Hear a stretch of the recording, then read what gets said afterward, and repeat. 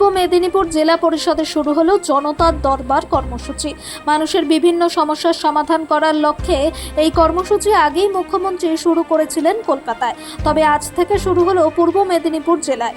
পূর্ব মেদিনীপুরের নিমতৌড়িতে জেলা পরিষদের সভাকক্ষে প্রথম শুরু হলো এই জনতার দরবার কর্মসূচি।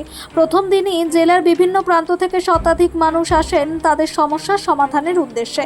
কারোর আইনি সমস্যা, কারো জায়গা সম্পত্তি নিয়ে, আবার কারো এলাকার রাস্তার তৈরির দাবি নিয়েও আসেন এই জনতার দরবার কর্মসূচিতে। জনতা দরবার আমরা শুরু করার মূল উদ্দেশ্য হচ্ছে দুটি।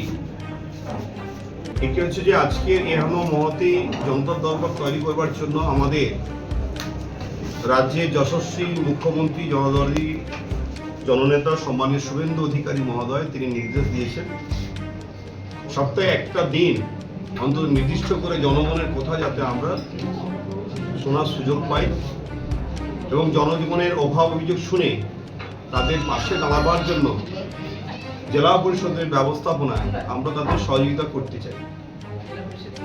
আপনারা শুনলে অবাক হবেন যে আমাদের জেলাতে 33টা ডিপার্টমেন্ট রয়েছে, যে ডিপার্টমেন্টগুলো থেকে সরাসরি জনগণকে নানাবিধ সুযোগ সুবিধা দেওয়ার ব্যবস্থাপনা রয়েছে। অথচ সাধারণ মানুষজন সেই সকল সুযোগ সুবিধাগুলো কোথায় কিভাবে পাওয়া যায়, কোন আধিকারিকের কাছে গেলে পাবে, কোন ডিপার্টমেন্টে গেলে পরে হবে, সেই সম্পর্কিত বিষয় তাদের সম্যক ধারণা না থাকার কারণে তারা সরকারি ব্যবস্থাপনায় যা যা সুযোগ সুবিধা সেগুলো পাওয়ার ক্ষেত্রে অসুবিধা করতে পারে। তাই আমাদের জেলা পরিষদের আঙিনায় আমরা আমাদের নিজেদের চেয়ারে না বসে নিচে নেমে এসেছি পাবলিকের কথা শুনবার লক্ষ্যে। আমাদের সঙ্গে আমাদের জেলা পরিষদের সম্মানীয় সহকারী সভাপতি, আমাদের বিভাগীয় দপ্তরের সমস্ত কর্মাধ্যক্ষরা রয়েছেন, আমাদের সেক্রেটারি সাহেব রয়েছেন, আমাদের ওএস সাহেব রয়েছেন, আমাদের জেলা পরিষদের মেম্বাররা রয়েছেন, আমাদের শুভানুধ্যায়ী, আমাদের সবার প্রিয়, আমাদের সম্মানীয় মলয়দা রয়েছেন, বিশিষ্ট আইনজীবী বিধায়ক। তো আমরা সবাই এখানে একত্রিত হয়েছি একটি উদ্দেশ্যে, যে আজকের পর থেকে এই জেলার মানুষজন তারা তাদের যে সকল কাজের জন্য আমাদের কাছে আসবেন সেই সকল কাজের পেতে গেলে যা যা তারা অসুবিধা বোধ করেন সেই অসুবিধা আজকের পর থেকে দূরীভূত করবার জন্য আমরা এক্সিবিশন যেভাবে হয় ঠিক সেই দৃষ্টিভঙ্গিতে এই জেলাতে যে 33টি ডিপার্টমেন্টের মাধ্যম দিয়ে নানাবিধ সুযোগ সুবিধা সাধারণ মানুষকে দেওয়া যেতে পারে, কোন ডিপার্টমেন্টে কি কি সুযোগ সুবিধা পাওয়া যায় তার বিস্তারিত বিবরণ আমরা উল্লেখ করছি সমস্ত ডিপার্টমেন্টের আধিকারিকদের কাছ থেকে নিয়ে। একইভাবে সেই সুযোগ পেতে গেলে জনগণকে কি কি ডকুমেন্ট সাবমিট করতে হবে সেটা আমরা ওই এক্সিবিশনের মতো করে নির্ধারিত ফ্লেক্সে উল্লেখ করেছি।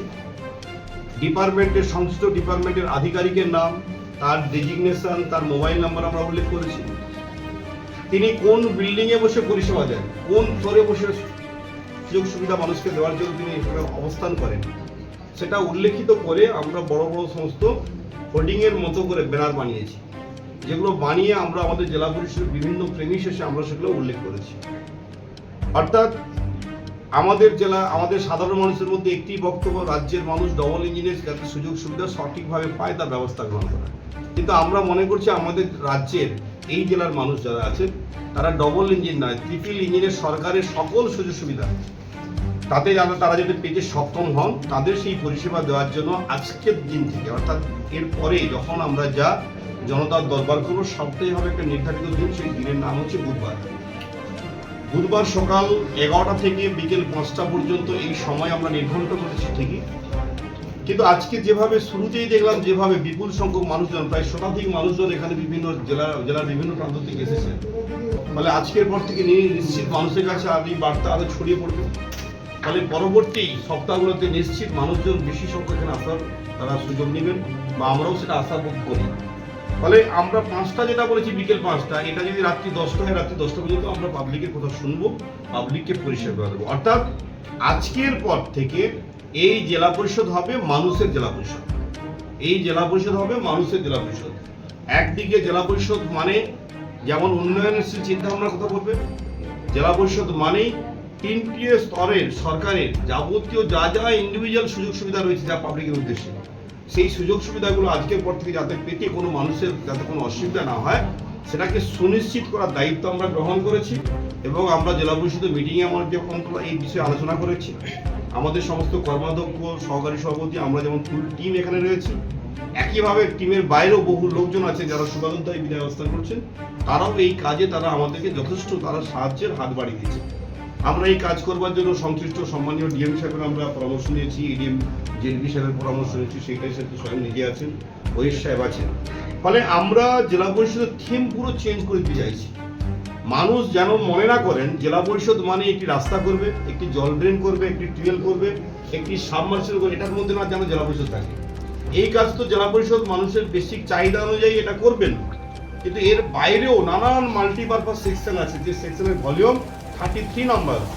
এই 33টি বিভাগের সমূহ সুযোগ সুবিধা যাতে জনসাধারণ এখন থেকে পেতে পারেন, সেটাকে সিকিউর করা, সুনিশ্চিত করবার জন্য আমরা যে এক্সিবিশন করেছি, আমরা সবাইকে বলবো যে আপনারা এখানে এসে যেমন আপনাদের অভাবিত কথা বলবেন, সঙ্গে আপনারা যাওয়ার সময় মোবাইলে আমরা যে এক্সিবিশনে করে যে বোর্ডে যে সকল কাজের গুণাবলীগুলো উল্লেখ করেছি, সেগুলো পেতে গেলে কী করতে হবে, কোন বিল্ডিংয়ে গেলে হবে, কোন ফ্লোরে গেলে হবে, কোন আধিকারিকের সঙ্গে কথা বললে হবে, সেগুলোরও আপনারা তথ্য এখান থেকে মোবাইলে তুলে নিয়ে বাড়িতে যান, বাড়ি থেকে সবাই স্টাডি করুন। এবং আমরা চাই এই 3টি সরকারের সকল সুযোগ সুবিধা মানুষজন গ্রহণ করতে পারে, এই ব্যবস্থাপনার মাধ্যম দিয়ে এটা উত্তরোত্তর সুবিধা সেই লক্ষ্য নিয়ে আমাদের আজকের এই কর্মসূচি। ঠিক আছে।